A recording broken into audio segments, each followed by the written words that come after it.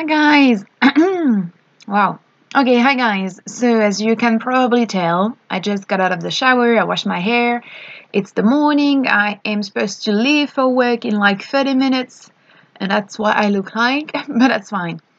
It's pretty unusual for me to film videos in the morning, but I know that I am late for a Patreon video in English, so I really wanted to do it and provide you with a video. So it's been about 3 days since I felt quite good, which is pretty weird. On Sunday, I met up with a lovely girl that I knew but not so well from Instagram, and I'm gonna post the link to her Instagram account down below because she posts in French, but she posts recipes and inspiration for vegan cooking, vegan food, vegan baking, and she was just wonderful. We spent the Sunday afternoon together. We went to a lovely vegan place in Paris. It was so nice because, as you probably know, I am pretty much alone in Paris. My family is not here. My friends are not here. And yeah, I feel quite lonely sometimes. And it's sometimes very sad. I mean, it's what's even sadder, I think, is to become so used to being alone. I have like no one to call if I want to hang out. Basically, that's it. And sometimes it's a bit sad. And I mean, it's partly my fault too, because I'm someone who is very anxious and I have social anxiety. And therefore, even if sometimes I may have occasions to meet people or to perhaps get to know people, I feel so weird about it that I don't do it. And I think it's also because it's so difficult to make it in your own terms. Like, I think it's so difficult to explain to people that, you are socially maybe anxious or that you have anxiety about this or that, and that it's okay to meet, but it would be nice to meet maybe outside and not necessarily go for this or that. It would be nice to meet, but not expect to spend like the whole afternoon together.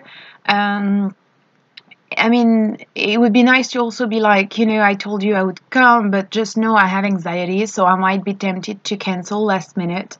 And I want you to understand that. Either reassure me and tell me you know why I'm doing it and that it's okay and that I should definitely come if I feel like a little bit of like desire to come, or be really understanding. But life is not like that. And I kind of understand that because obviously people are not here to just cater with your needs at all time. But I feel like for people who have like a physical or like more of a traditional physical disease, people are more okay and more willing sometimes to make compromises. And for people who have psychological conditions or mental health issues, well, it's a lot more difficult. Not more difficult like to live, but more difficult for people to be like, okay, I'm going to understand you and I'm going to try to make it more like manageable for you. But yeah, so I was actually, I'm going to say I was actually very tempted to cancel last minute because I had spent not so great of a weekend. I had been really tense and worried and sad about personal matters, and I was actually crying on Sunday morning. Thinking I can't go, I'm just crying all the time because I'm sad, like I can't go out and meet someone. But because I felt like she was so kind, I really could not cancel. So I went, and it was amazing. We spent like the whole afternoon together. We talked so much. It felt very natural. Felt like we had known each other previously, and yeah, it was such an interesting day, honestly.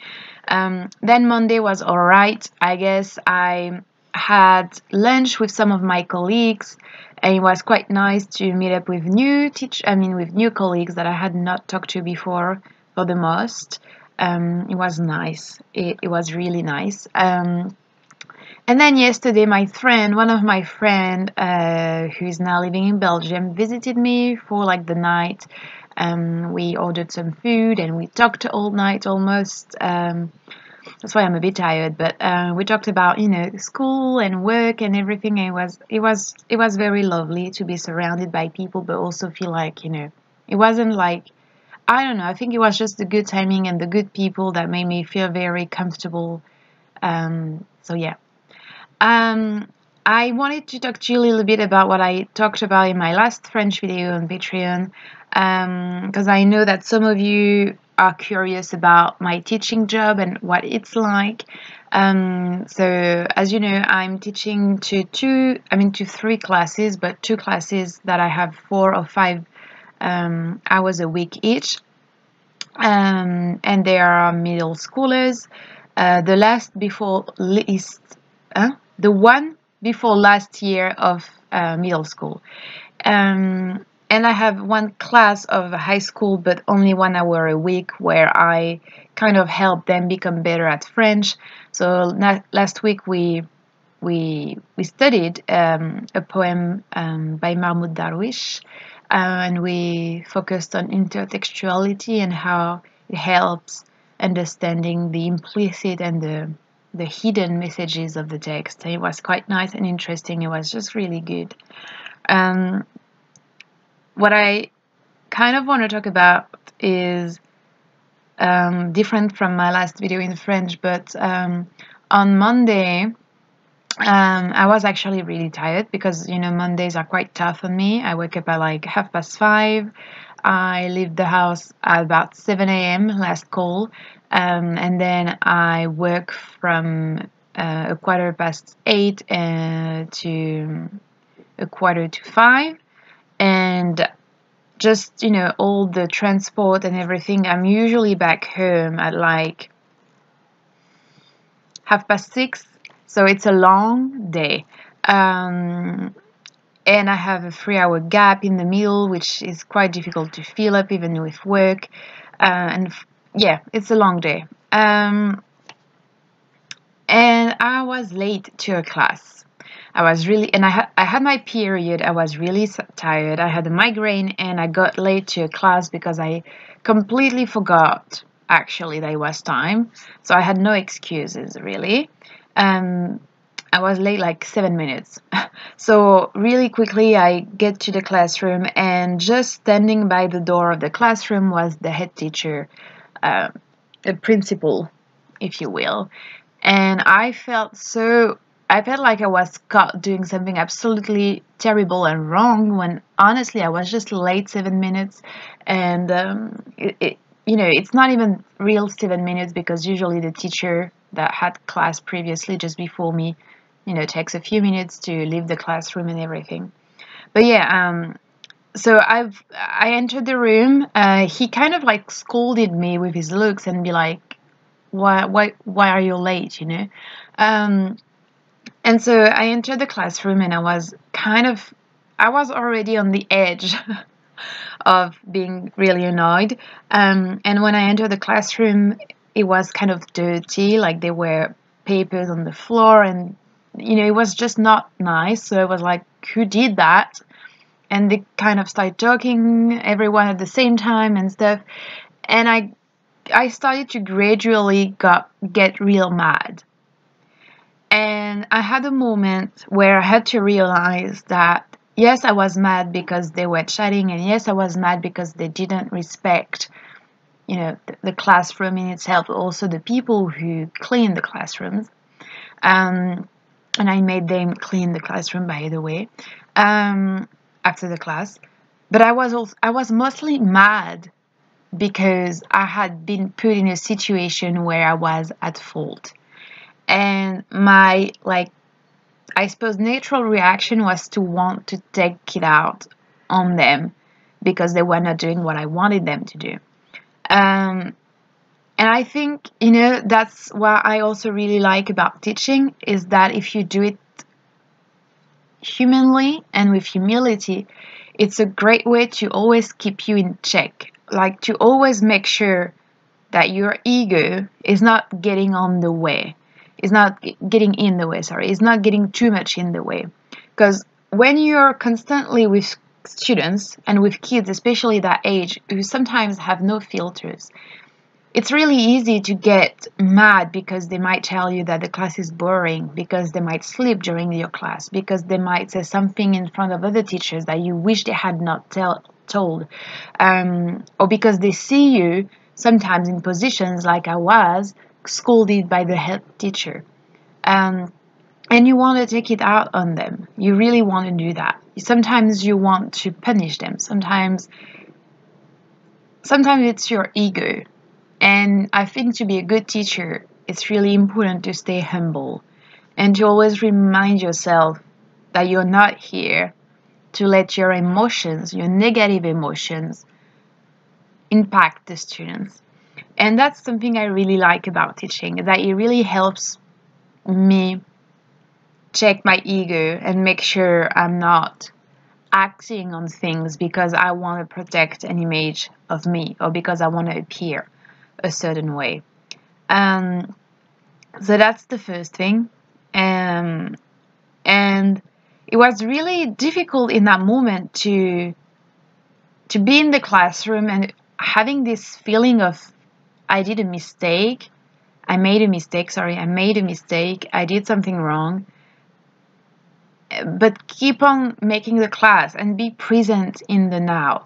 And I also like that about teaching, is that you might have problems at home, issues with people or personal things going on, but when you're in the classroom, you're supposed to give your all kind of to the students. And it's really hard. Like, I think teaching is so difficult because you have to be available at all time, and it's not natural for a human being. Other jobs, you're not constantly available for someone to talk to you most of the times, unless you're a nurse, for example. But those jobs where you have to be available all the time, it's incredibly difficult, incredibly energy consuming, but it's also just it really strengthens your sense of being present in the now and focusing on the relationship and the exchange that you have with certain individuals at the time. And that's something I need. That's something that's really like a life lesson for me. And I do appreciate that a lot. I think what I also really like about teaching is how it really makes you question yourself. When a class doesn't work, when a course is not functioning very well, it's so easy to be like, those students, they chat all the time, they don't pay attention, their level is too low, whatever. And sometimes it's very true. It is. But there's also always, I believe, a little bit of what did I do wrong? Like, was it entering the classroom? Was it the way I studied the class? Was it the way I addressed them? Was it the text that I chose that were too difficult, too easy? Was it the order, like the chronology of the class? A myriad of things that could go wrong, and maybe just a little something can really sometimes shake the whole thing up. And it's not easy to have a job in which you're constantly judged by others. But it's also really nice to take this as an opportunity to progress and to reflect on what you're doing. And those are, for now, I suppose, the lessons I have had when it comes to the classroom. I have a teacher that's kind of like supervising me and who helps me, and so I can go to her class and observe and be like, okay, that's how she's doing things and whatnot. So I went last week, and it was the first year of high school. I sat down in the back of the class. She didn't introduce me, so students had no idea who I was, and the one student in front of me turned to me and was like, what's your name? So, in French, we have different your or you. We have one that we use for people we don't know, or teachers or older people, and we have one that we use for people our age or friends or people we know, basically. So we use the one for people his age. I was like, I am a teacher. And he was surprised. So it was nice. It was just it was sweet, looking young, apparently. But what happened next wasn't that sweet and was kind of like weird. At the back on my left, there were two girls sitting there, kind of like, I don't know how to say that in English, but you could sense that they were a bit, not the best student in the class, if you know what I mean. And one of them went, hey, green hair or blue hair. So there was a little bit of a time, like maybe, I don't know, half a second where I went, do I pretend I didn't hear anything? But then I turned and I told her, I'm a teacher, so if you keep annoying me, you'll be in trouble. Her face changed so drastically, it was hilarious, and I wish I had filmed that and recorded that to share it with you. But her face completely transformed and she went like, oh my god, you're a teacher? Sorry, hi. No, not hi, hello. And she turned back to the board.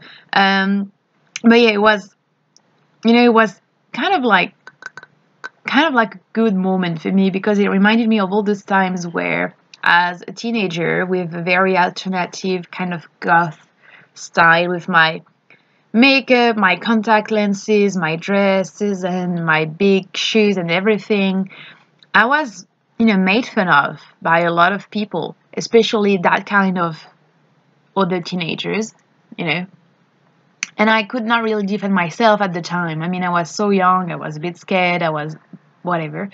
But to be like now able to just shut them off, it was so good of a feeling. It was kind of like a revenge. But yeah, I will stop now because I need to put some makeup on and some clothes on, mostly, to go work. I hope you enjoyed watching this video. If you've had any experience teaching, or if that reminds you of anything that you experienced as a student, I'd love to know as well. I don't know if that's interesting for you. I'm going to keep on sharing little things about the teaching position that I'm in. And I'm also going to keep sharing about other things. And I hope you're doing amazingly well. I thank you once again for your support. It means a lot to me and I truly appreciate it from the bottom of my heart. So yeah, thank you very much and I'll see you soon.